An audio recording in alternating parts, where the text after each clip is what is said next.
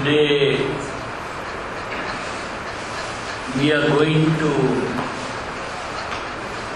start our discussions in a slightly different way than the way we were discussing.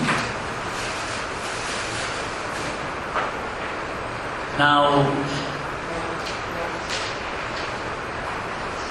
although we call this a sutra class,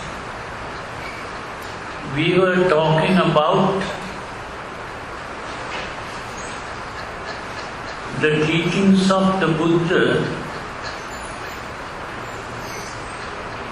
in a different form. Why we did that was because if you read a sutra, you don't get all the information that we need in that one particular sutra. Because these sutras are simply conversations that the Buddha had with people for different reasons and with different people. Because people in the world, they are all not of the same standard. It is like you go to a school and you want to talk about something. The way you talk to kindergarten children will not be the same way that you talk to a higher level. So in the same way, when the Buddha spoke to people in the world, they were at different levels. So he had to speak at the level of that person who is listening. So this is why if we just take one sutra, you cannot get everything from that sutra. So because of this, we arranged the message of the Buddha at different levels, and that is how we discussed the Dhamma. First we spoke about Buddhism as a religion, and there are different levels. Even when we speak about Buddhism as a religion, there are different levels. Then we spoke about Buddhism as a philosophy. That is a higher level. And then we spoke about Buddhism as a psychology. Then we spoke about meditation. And then we spoke about the practice of Buddhism in the lay household life and the practice of Buddhism in the renounced life of a monk or a nun. So these are different levels. Now, because you have been going through this, if we begin to talk about a particular sutra, you will be able to understand it better. So this is why this time we are going to take one sutra at a time and we begin to discuss this. And in discussing the sutra, you will be able to notice how that sutra is dealing with the teachings as you have learned before.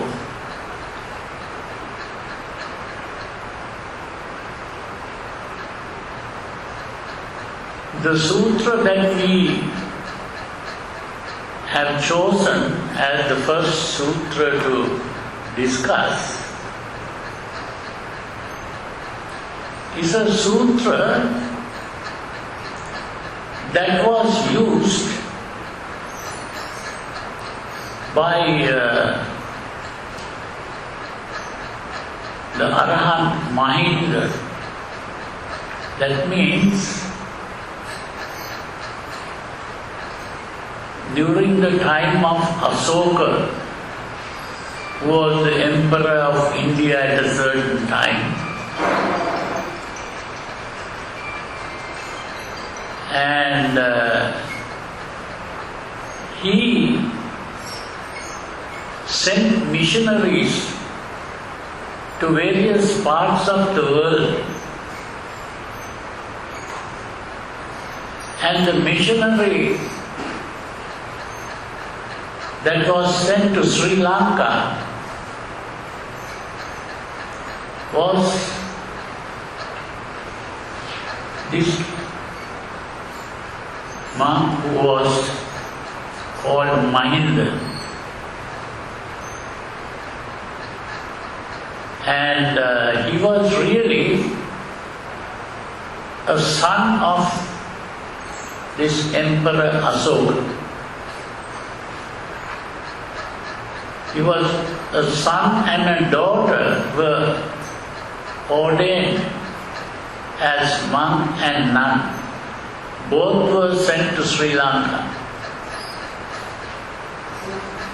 So when this particular monk came to Sri Lanka, he introduced the teachings of the Buddha to the people of Sri Lanka. And to introduce, he used this particular sutra called the Chulla Haththi Padopama Sutta. The meaning of that is the sutra that deals with the 4 footprints of an elephant.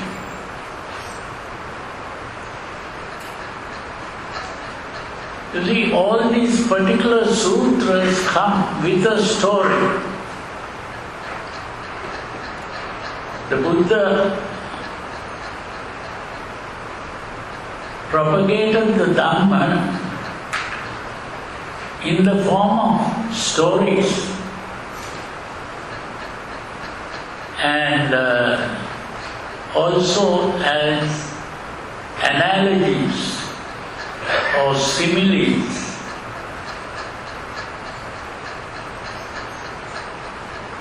The stories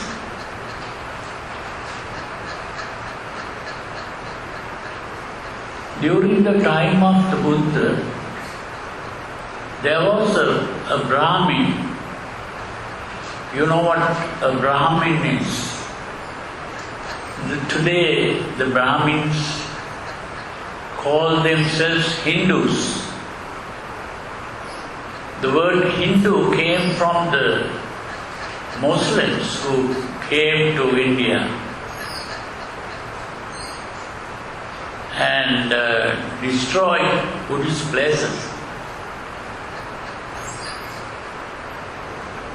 And they didn't know about other religions, they knew only their religion. And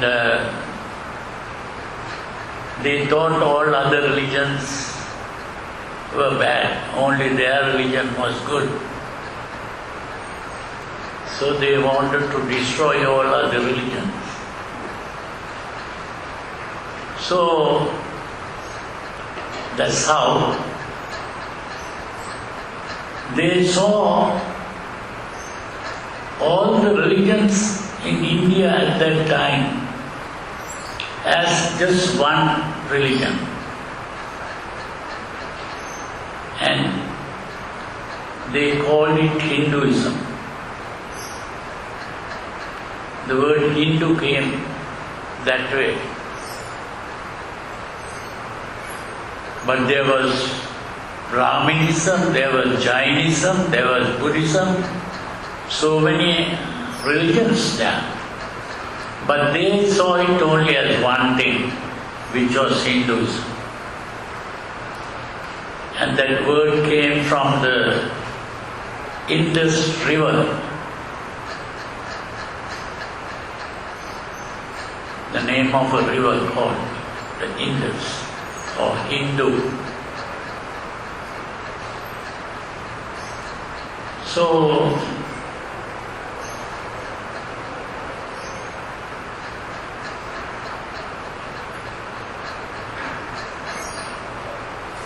somehow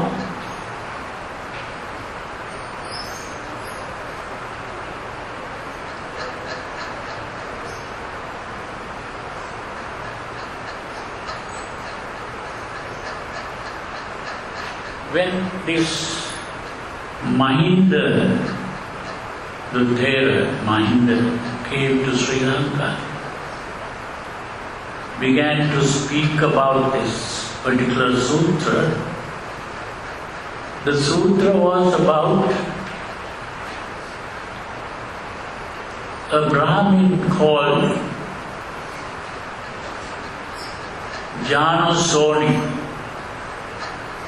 And this particular Brahmin was a rich man, and he went like today the rich people go in rich cars or vehicles. So he is also a person who went about in a chariot. Those days they didn't have cars. Now the chariot was drawn by horses, and this chariot was all painted white and also decorated with white dressings, and it was drawn by white horses. So that was the color of that vehicle. And this was noon time, and he was going on this chariot, and on the way he met a man who was walking on the road, and he was also a well-known person, but he was not such a rich person, and so he was walking on the road. So when this Janusoni met this particular Brahmin, he asked, "Oh, where have you been all this morning? You are walking at this noon time." So that Brahmin, his name was Potaka. Pilodika. And so this Pilodika said, "I have been to meet the Buddha, and I was listening to him, and I am going back home. So this Janusoni asked, "Oh, is the Buddha a wise man? Is he a good philosopher?" He said, "Well, I am not the person to talk about the Buddha, because the Buddha is a person who is very high level. If you want me to explain to what extent he is high up in wisdom, there are people, now in India there was this caste system where there were four main castes: the Brahmins, the Kshatriyas, who were the royal caste, and the merchants, and the farmers. So he said, from all these four castes, people come to the Buddha wanting to argue with him and defeat him in argument, but they end up by becoming disciples. And they part from the Buddha as disciples of the Buddha. So great is this Buddha. Oh, is that so? And so this man got off his chariot and folded his arms and paid respects to the Buddha by bowing to the direction where the Buddha was. So, and then he also went to meet the Buddha. And he told him that this particular Brahmin called Vilodika came and told him that there was this comparison to an elephant's footprint, just like a person who is going in search of an elephant in a tree, not a tree, in a forest. And this person comes across four great footprints, huge footprints. So he comes to the conclusion, there must be a great big size elephant here. And he's so impressed, and that he goes and tells the other people that he came across four great footprints. And in the same way, the Buddha was a great person, because people from four castes come to him and ultimately become his disciples. So the Buddha listened to him and said, well,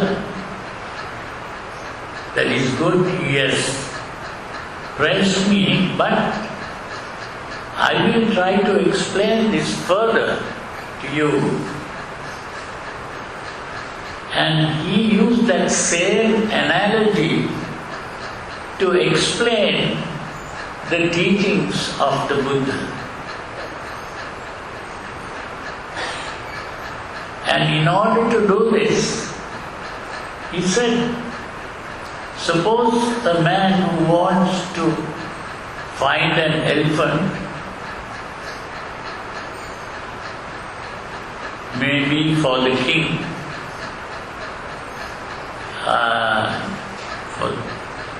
to become the royal elephant, to go to wars and all that. And he goes into the forest and he comes across 4 big footprints. But this man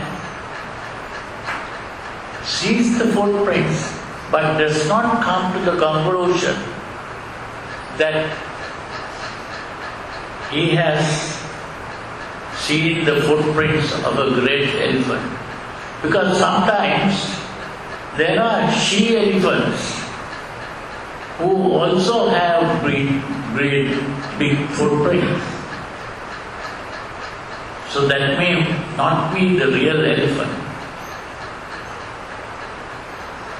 Because the male elephant is supposed to have the tusks, and people even kill elephants to get the tusks and sell them.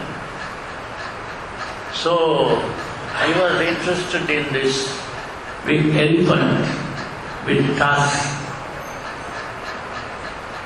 So he goes further and comes across a tree where it's a tall tree, but the branches at the top of the tree are broken, showing that it must be a very tall elephant who is able to do that. So, still he doesn't come to the conclusion that that is a real sign of a great elephant, because sometimes there are some she-elephants who are also big size. So he goes further, and like that he begins to discover different signs. But that person doesn't come to the conclusion. And finally, he meets that elephant with the big tusks and the huge size elephant. And then only he comes to the conclusion that there is a real great elephant here. So that was his analogy. And then he begins to point out how a person begins to understand the Buddha.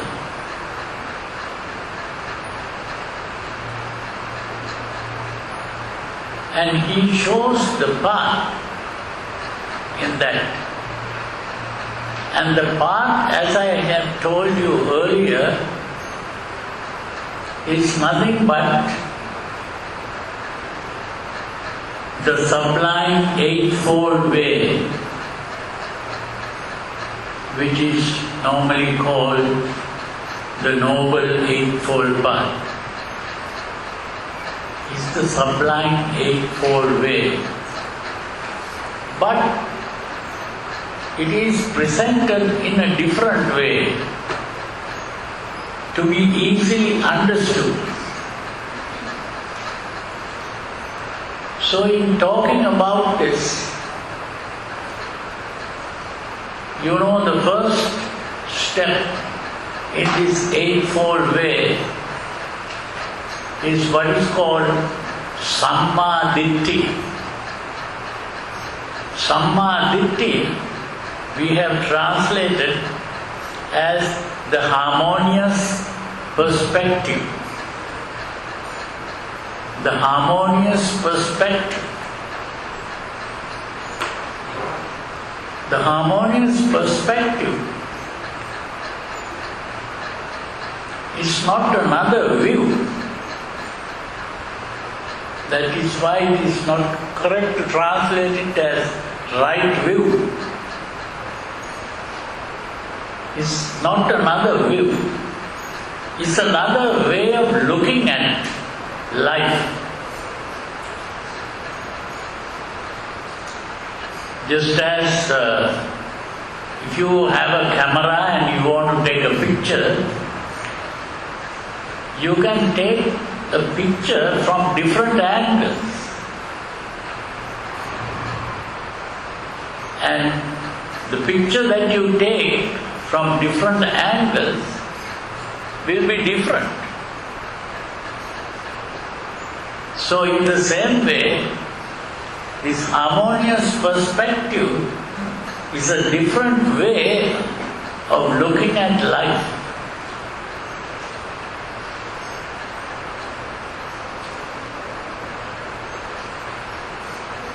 This is very important to understand. You know, there are different religions in the world.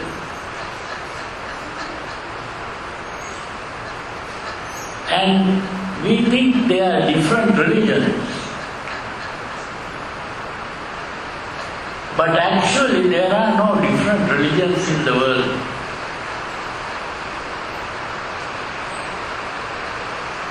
Then why do we see them as different religions?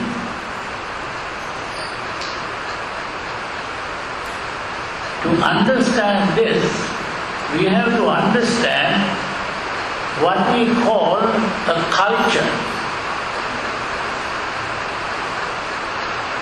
A culture. Now, if you examine these animals living in the forest or even outside the forest, they always tend to live in groups together. Even if you see small ants, they are all together in a group. Different animals, they are always living together in a group. Why? Why do they live together like that? For safety. When an animal is alone, when there is any problem, they can run to the group for help. So when the animals live in the form of a group, there is a certain amount of security. And in the same way, human beings are also animals like that, who begin to live in groups. In ancient times, these different groups were far away. Today in the modern world, we find that these groups begin to live together, but they know other groups also. In ancient times, they knew only their group. And there is this group mentality.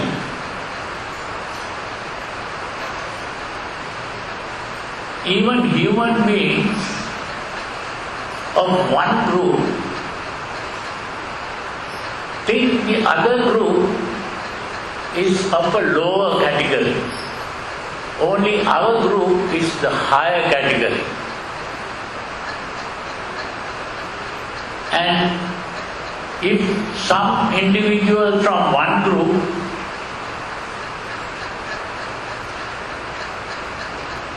wants to marry a person from another group, that group will try to stop that. They don't like that happening. One group doesn't marry from another group, or even to talk and become friends, they don't like. In ancient times, when they saw a person from another group, they will take weapons to fight with that person.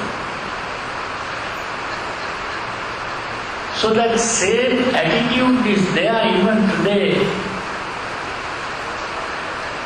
Say a Chinese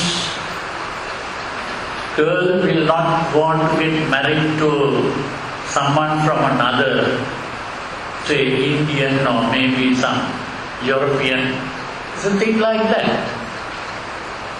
There is that tendency. And all the wars today are mainly wars between cultures. One culture goes against the other culture and they begin to separate. That separatist attitude is there in cultures. And not only that, people of one culture will eat the same kind of food or cook in the same way. And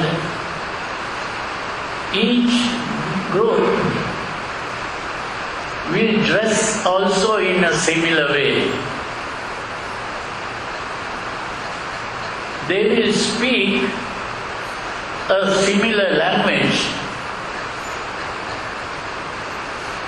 When they will sing in a similar way.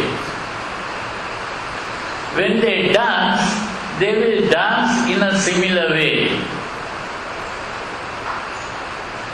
And when they practice religion, they will practice the same way and believe the same things about religion. That is the meaning of culture.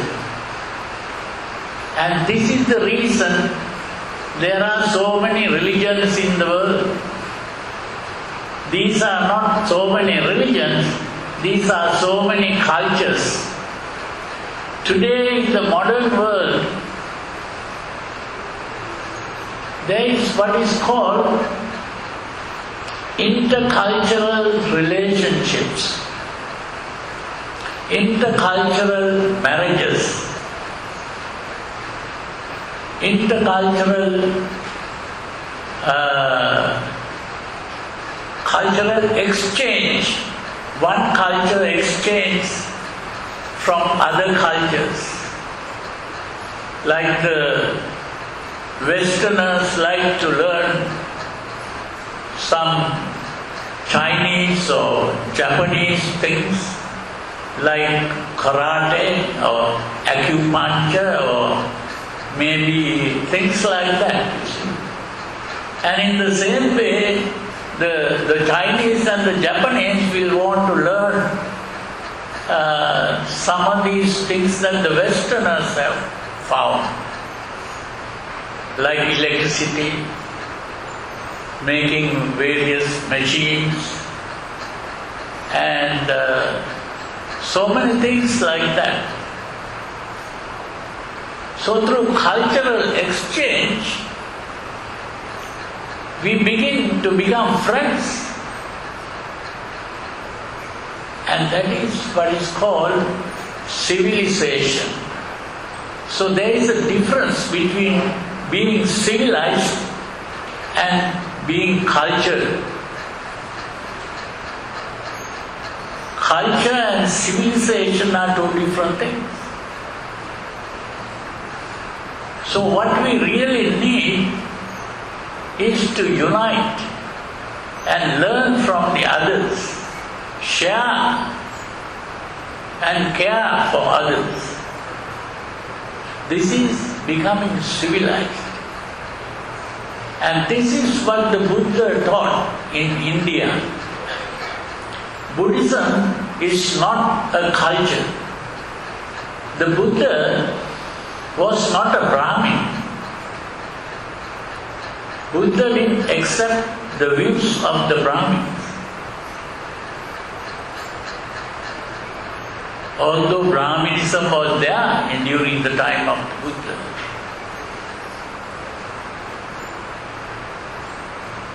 he discovered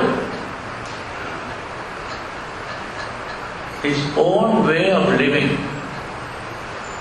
And that is what he preached to the world. He was really trying to solve a problem.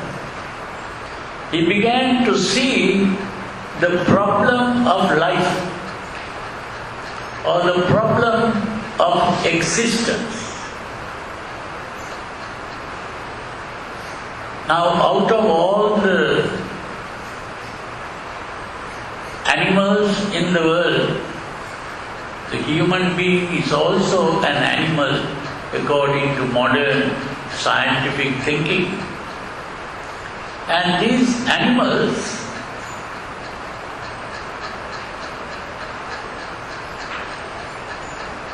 if we really examine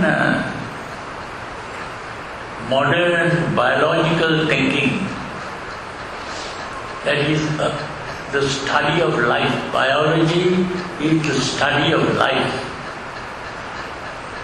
And what they have found was that what we call life is simply an activity that is going on in the natural world, and that activity is what is called a struggle to exist.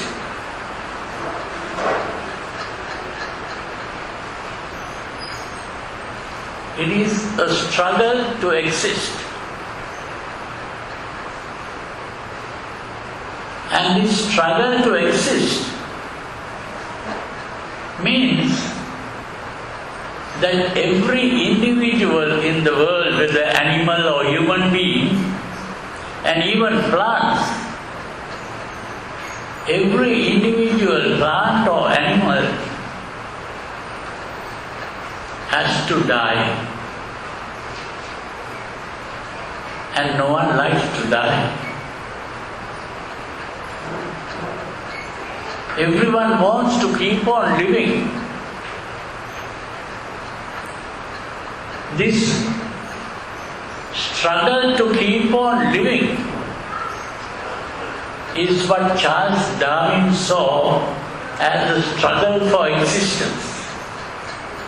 There is a struggle for existence, but no one really exists because everyone has to die. This is the biggest problem of life.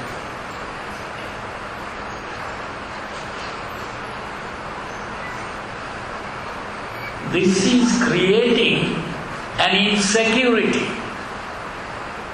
Our life is insecure. Death is not something that comes when you are old. You don't have to be an old person to die. You can die even as a young child. This is the problem of life, the problem of existence. All human beings think, I exist and other people exist. But they are also aware that they are going to die. And that creates anxiety, fear, worries.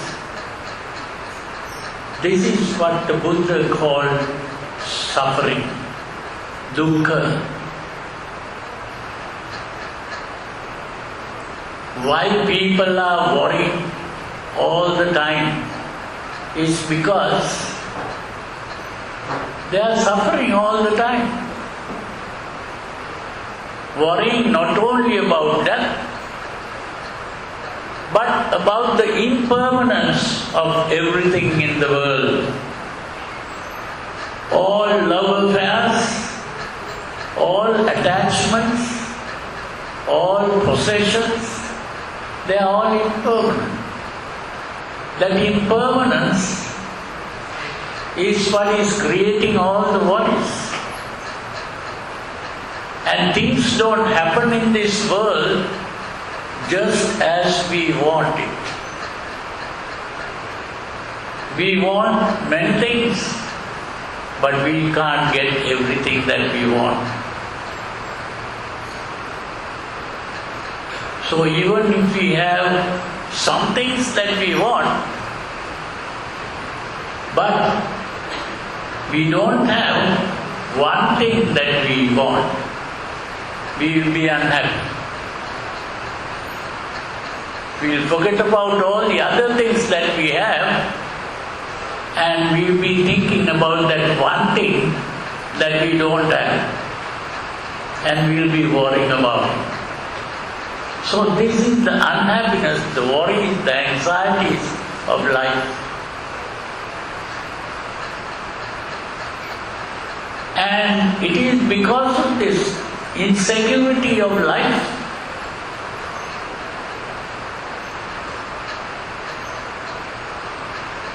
that people wanted a thing called religion. Why did they want a thing called religion? You see, out of all the babies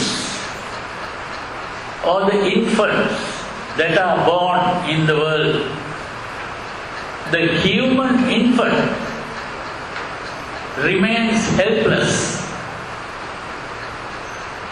very long time, few years.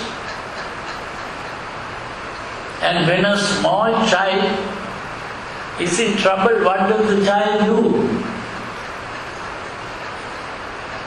Run to the mother or run to the father? That is because of the helplessness. Now, if this child grows up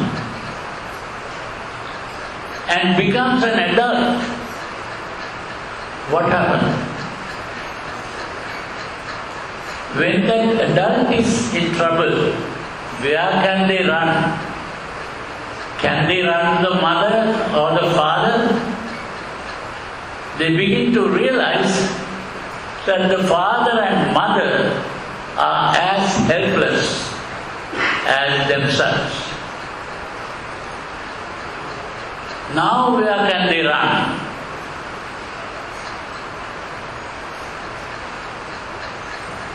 The only place that they can run is into a dream world.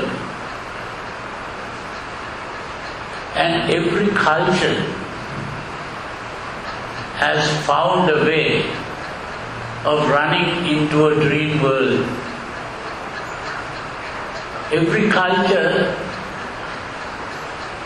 either they pray to the departed grandfathers or grandmothers, or they think of some gods and devils who are controlling the world, and they pray to these gods and devils. They are not in the normal world. They have gone into a dream world. They are dreaming. And that is what religion is all about. So this kind of belief, even today, with all the science and the progress of science and discoveries of science, still they keep on believing in this. Why? Because that belief gives them a feeling of security. It is to get that feeling of security. So that this insecurity is the biggest problem. So this is why the Buddha was a person who understood this, that religion is is an escape. And even modern psychologists like Sigmund Freud understood this. They said religion is a collective neurosis. And Karl Marx said it is the opium of the masses. Some people take opium to run away from their problems. You see, but the Buddha didn't condemn religion like that. Instead of doing that, he saw that there was this problem. The problem is the insecurity of life. And it is to solve this problem that people practice religion. So instead of practicing religion, he saw that I am going to find the real solution, not escaping into a dream world, but solving the problem here and now. And that is to study the problem, find the cause of the problem,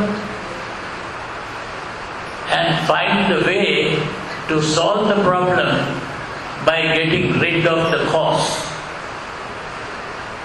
And that is what is today called the Four Noble Truths,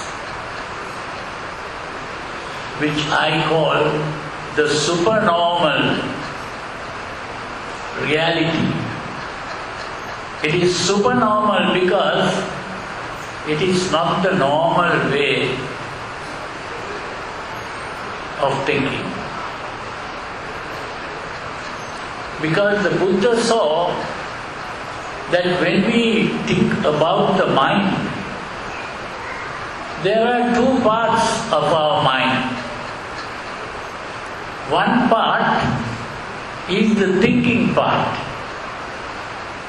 and the other part is an emotional part.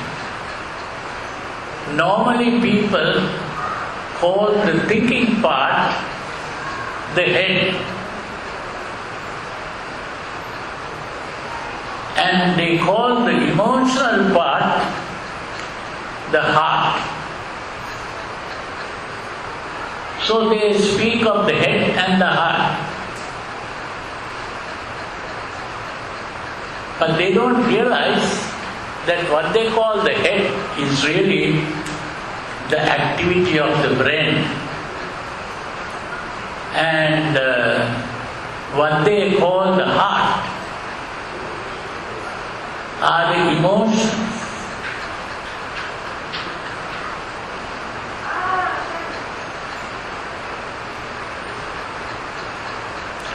We are normally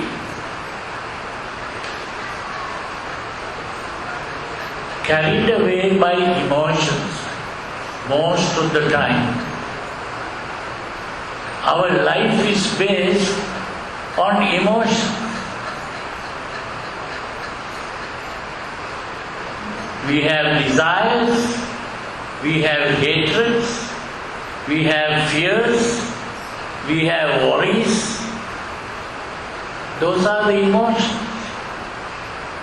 So our life is to a great extent based on emotions. And these emotions were useful at a certain stage in the evolution of life. That there are animals,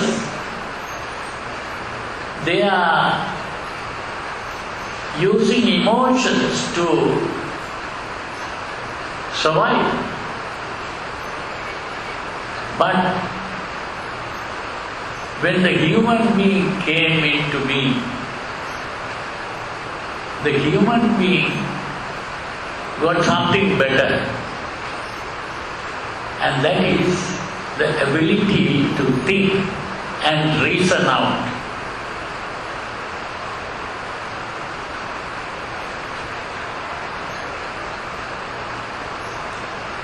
So it is because of this ability to think and reason out that the human being is able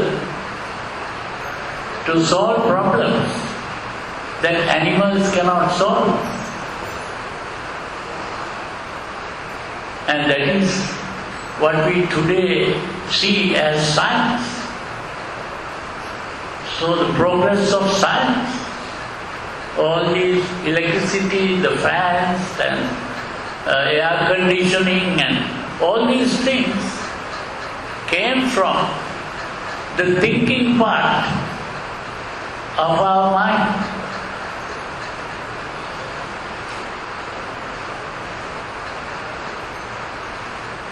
You see, but the problem is, with all this progress in science today, are we free from crime? Are we free from wars? Are we free from fears, worries, anxieties? No. Why is that? Because although we have a good thinking brain, we are dominated by emotions. Emotions are dominating our life. This is why the Buddha pointed out the only way to solve this problem is to get rid of these emotions.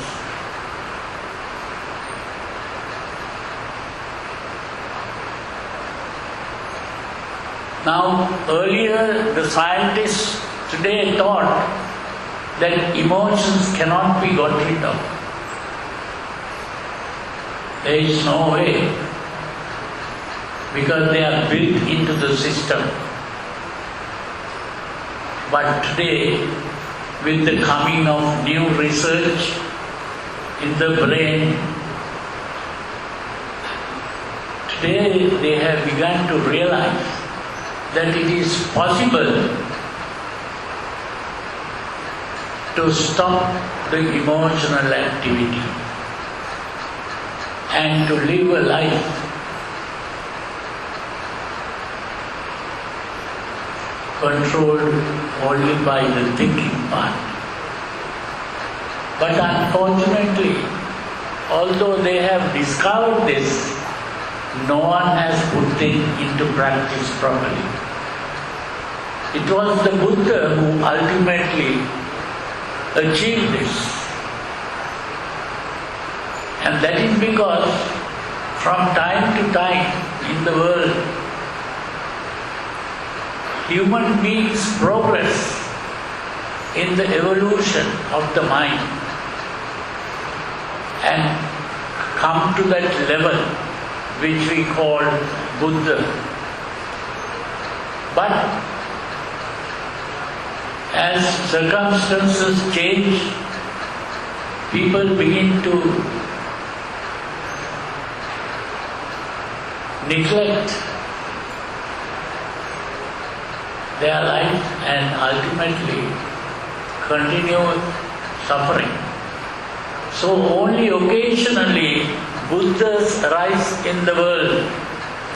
They preach the Dhamma and a few will understand what the Buddha says and practice and profit from that.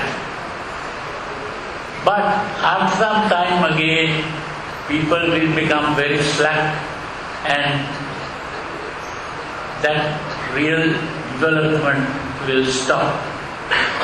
And again after some time, again someone will come up. That is the nature of this progress. It is from time to time that the Buddha arises in the world and helps the people, and then after some time it will be forgotten. Today, We have Buddhism in the world, but they are mainly now degenerated Buddhism. So it is very important, even today, it is possible if we make a determination, still we can understand the teachings of the Buddha and follow the teachings and somehow profit from that knowledge and begin to practice properly and gain the real results. But only a very few people will really reach that state. So I think that is enough for today. We will be continuing this next time again, next Monday. And so if you have any questions, you can ask now.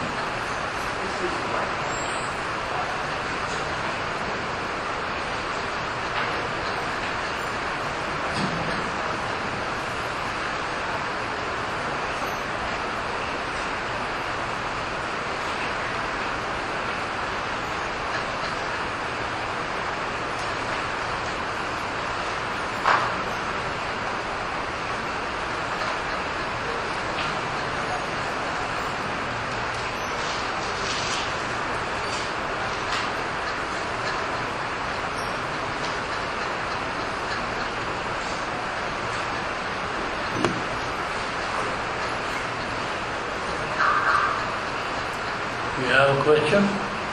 No.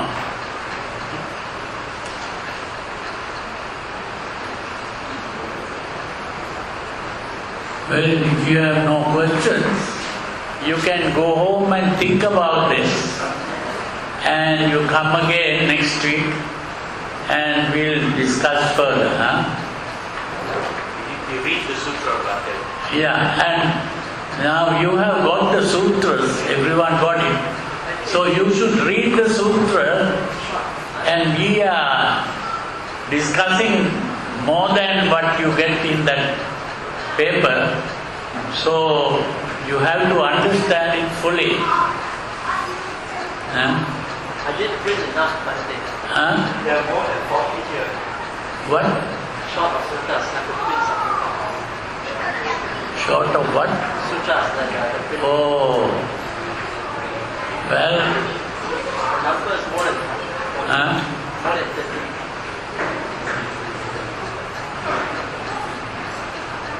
So we'll have to get more papers,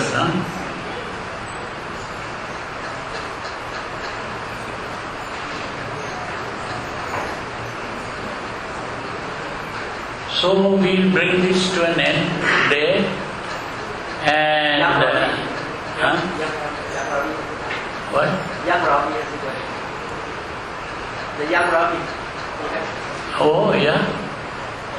You have a question? The old Ravi, that's the young. The old Ravi, the young Ravi. Since we are quite early. He's also not young because I see some grey hairs on his Anicca. But this is quite early, and we actually take on from your comments about one religion, many cultures, many interpretations, diversity. Can you actually kind of like tell us a little bit more about how the Dhamma became a religion? How the Buddha's teaching is Dhamma, but how it actually ended up into Buddhism? If you could maybe elaborate a little bit more.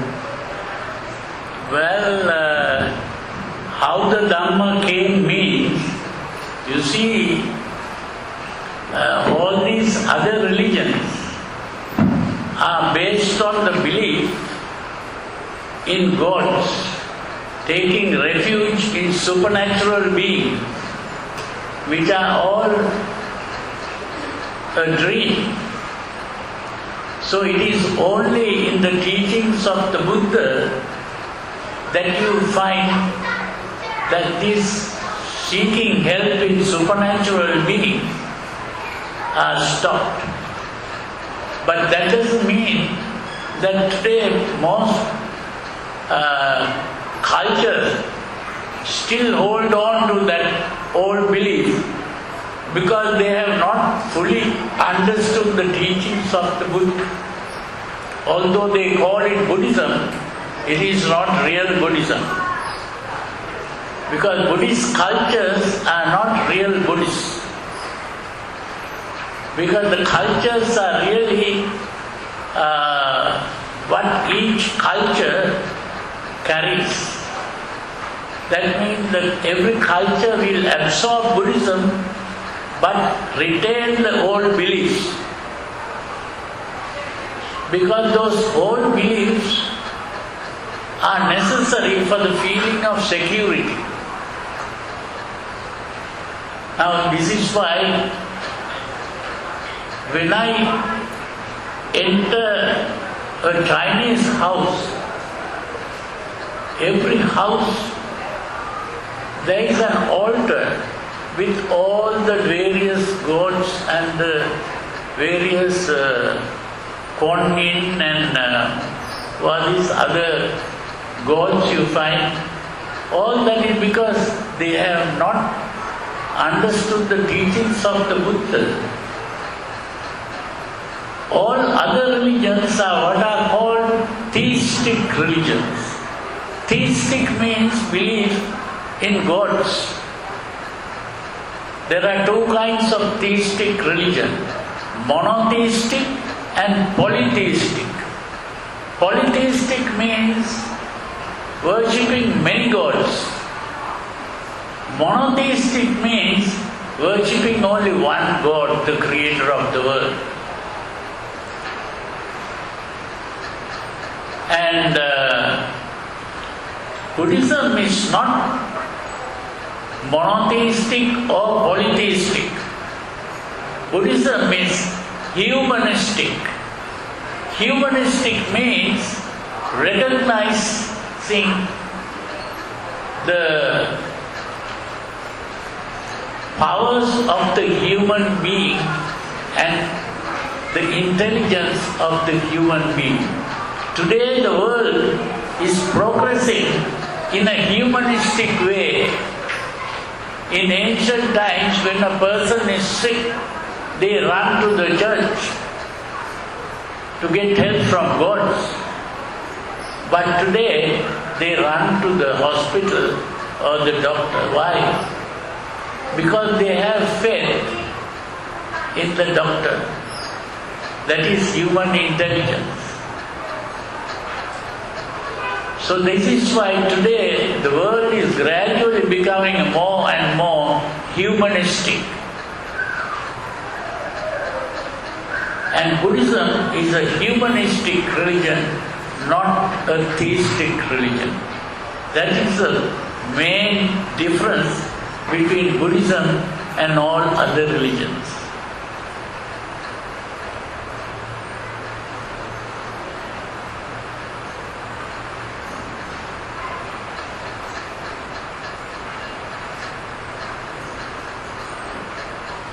No other questions, huh? So, we'll bring this to an end.